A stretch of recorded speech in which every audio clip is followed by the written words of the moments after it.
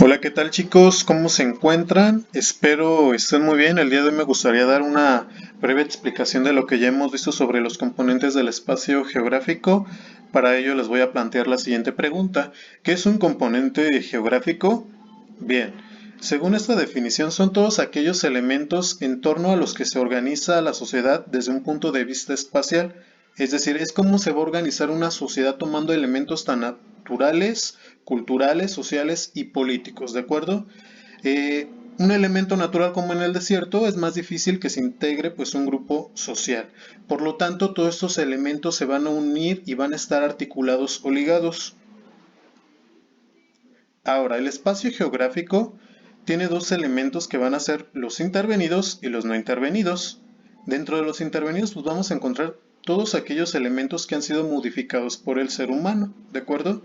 Algunos ejemplos, pues es el crear ríos, el crear presas, el crear zonas urbanas, pues para que habitemos. En cuanto a los no intervenidos, pues se relaciona con toda la parte natural en la cual el ser humano pues no ha ejercido ninguna acción, como la erupción de un volcán o el surgimiento de un volcán, el cauce de un nuevo río, ¿de acuerdo? La creación de lagos de manera natural, ¿de acuerdo? Entonces recuerden, se divide en dos, intervenidos y no intervenidos. Ahora bien, los componentes del espacio geográfico son cinco, los vimos el día viernes, ¿de acuerdo? Y son los naturales, los sociales, los culturales, económicos y políticos, ¿de acuerdo?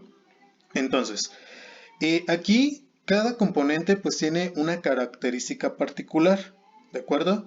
Por ejemplo, los naturales vamos a encontrar elementos pues naturales, componentes como el clima, el ambiente, como el agua, como ríos, lagos, montañas, relieves. Por el relieve entiéndase la forma de la tierra, si es montañoso, si es una llanura, ¿de acuerdo? De igual manera vamos a encontrar elementos como son los animales que entran dentro de la fauna, las plantas que entran dentro de la flora, ¿de acuerdo?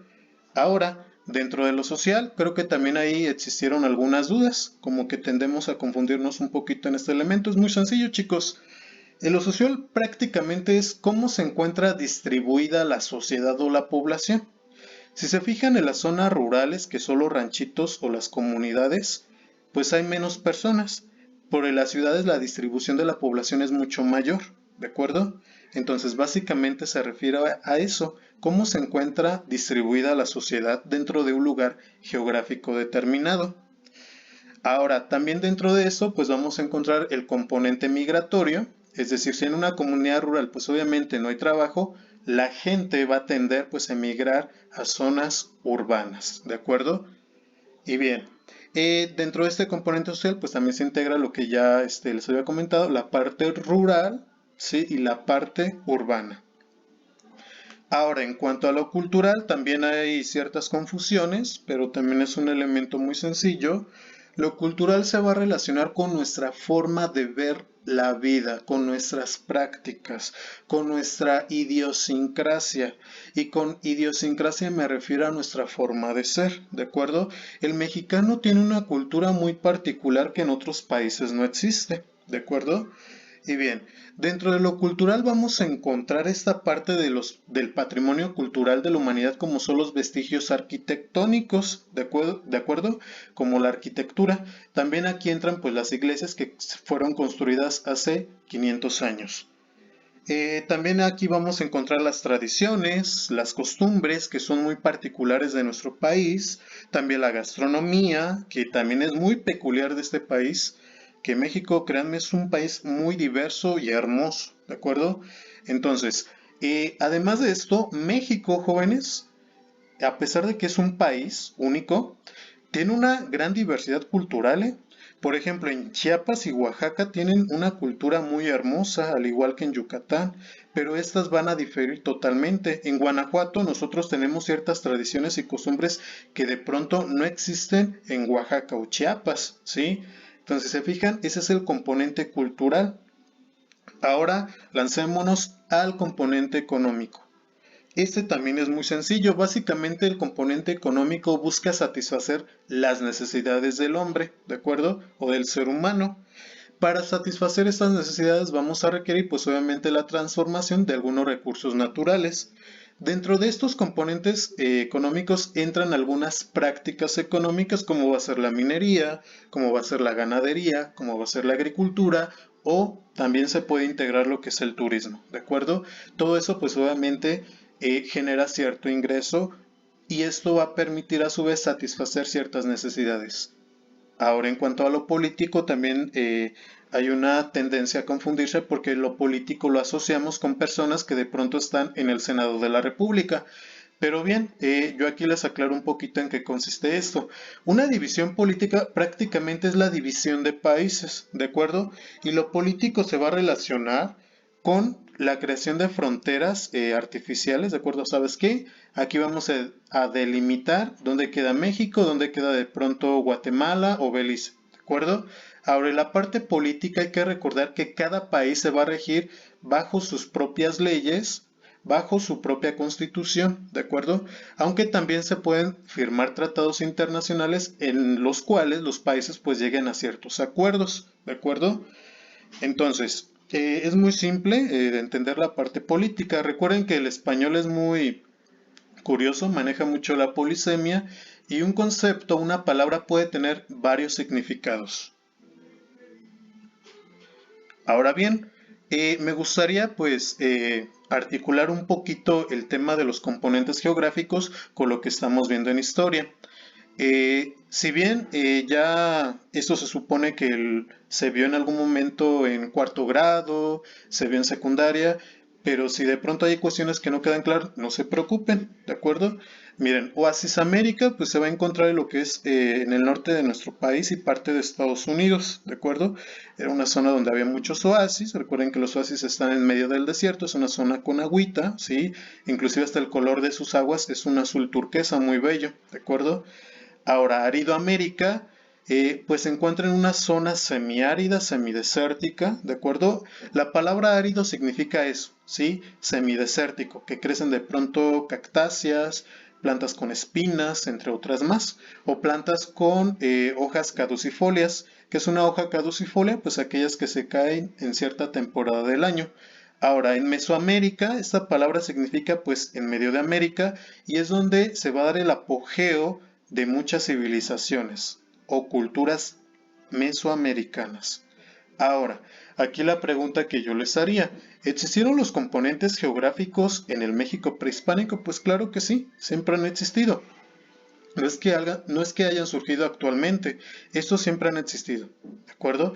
Ahora, si observa la palabra prehispánico lo marqué en rojo y bueno, es por lo siguiente.